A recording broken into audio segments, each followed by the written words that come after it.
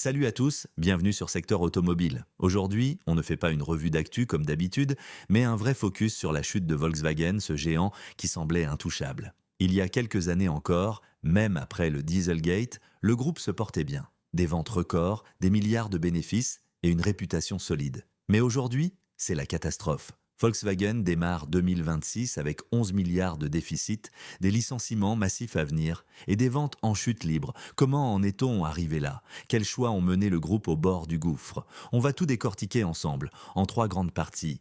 Et avant de commencer, si tu veux comprendre les dessous de l'industrie automobile, abonne-toi. Ici, on parle stratégie, argent, réussite.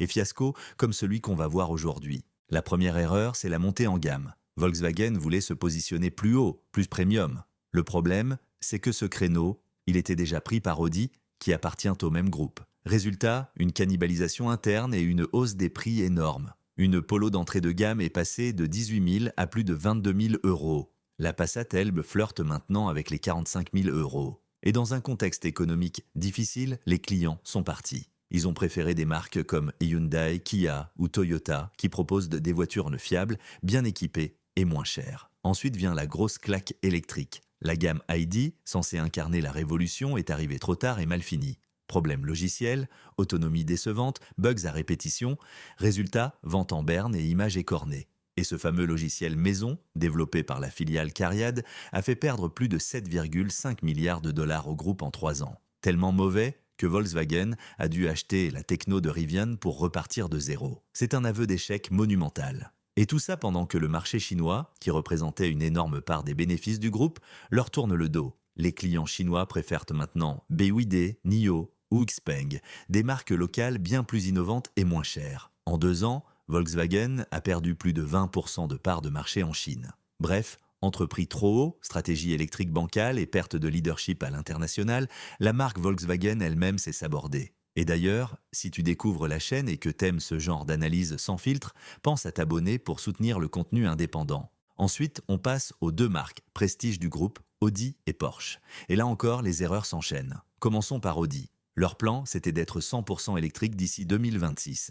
Mais à quelques mois de l'échéance, seuls 13% de leurs ventes sont électriques. Tout le reste repose encore sur le thermique. La gamme e-tron est un échec. Trop cher, autonomie moyenne, technologie dépassée. Et surtout, Audi a supprimé ses modèles cultes, R8, TT, RS4, qui faisaient rêver les passionnés. Résultat, une marque sans âme, ni sportive, ni vraiment écologique. Chez Porsche, c'est la même erreur, en pire. Ils ont voulu électrifier leurs sportives à tout prix. Boxster, Cayman, Macan, mais les clients ne suivent pas. Les délais explosent. Les projets sont repoussés. Certains modèles, comme le fut Hueur SUV-K1, ont même vu leurs versions électriques annulées. Et pour ne rien arranger, Porsche a quitté le championnat du VVEC, où elle brillait depuis des décennies. Un symbole fort, la marque n'a plus les moyens d'assumer son image de performance. Bref, Audi et Porsche ont misé tout leur argent sur une transition électrique trop rapide et mal planifiée. Et maintenant, elles paient le prix fort. Chez Volkswagen, les erreurs ne s'arrêtent pas là. Le groupe a littéralement sacrifié certaines de ses marques. Prenons Seat,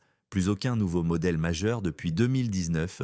Volkswagen a préféré miser sur Cupra censé représenter le futur électrique, mais Cupra, c'est un échec à moitié caché. Certaines voitures sont fabriquées en Chine, ce qui les rend invendables aux États-Unis et surtaxées en Europe. Et pendant ce temps, Skoda, la marque la plus stable du groupe, est mise de côté volontairement pour ne pas le faire d'ombre à Volkswagen. C'est presque absurde.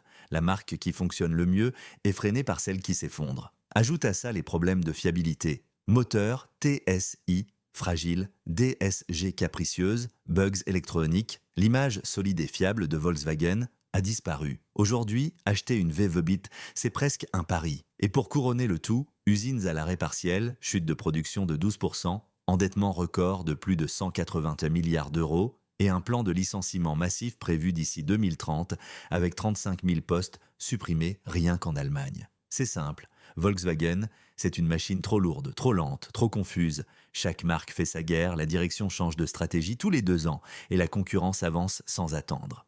Alors, est-ce que Volkswagen peut s'en sortir? Oui, mais il va falloir tout repenser. Le groupe doit revenir à ses fondamentaux, des voitures fiables, bien positionnées en prix, avec des technologies maîtrisées. Et surtout arrêter de courir après Tesla ou BYD parce qu'ils ont déjà plusieurs longueurs d'avance.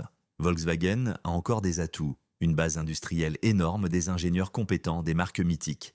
Mais sans une réforme en profondeur, il risque de devenir le Nokia de l'automobile, un géant dépassé par le monde qu'il a contribué à construire. Voilà pourquoi cette crise est passionnante à suivre. Elle raconte le choc entre l'ancien monde automobile et le nouveau. Et ici, sur Secteur Automobile, on continue d'analyser tout ça chaque semaine. Alors si t'as aimé la vidéo, pense à laisser un pouce bleu, t'abonner si c'est pas déjà fait, et surtout, partager autour de toi. Ça aide énormément la chaîne et ça permet de faire vivre ce contenu 100% indépendant. Merci à tous d'avoir regardé jusqu'au bout et on se retrouve très vite pour une nouvelle actu auto. Ciao.